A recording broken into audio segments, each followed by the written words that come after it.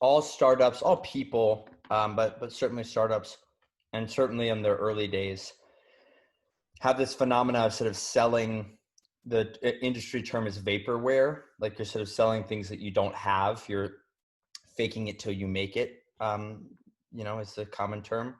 And so that sort of reminds me. And so I started using the analogy of the swinging doors at a restaurant where, in the front of house, you're marking things up dramatically. Like a pasta dish might cost $22.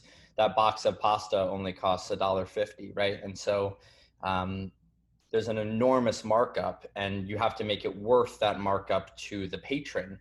And so you're smiling and you're putting on a show and you're trying to make everything seem very civilized and worthy of that price point, when the reality often in the kitchen is that there's chaos and mistakes and sort of problems occurring, grease fires, cursing.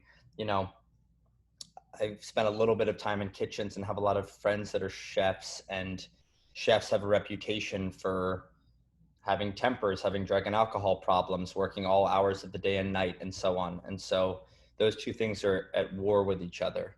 And it's the same thing when you're running a company, where your team and yourself, when you're working on the business, it's all out war. And then you have to go sell to potential clients, potential investors, potential employees, sometimes your family, friends, girlfriend, you name it. Like, you're sort of selling to the outside world a more polished version than the chaos that's happening in your head or inside the company.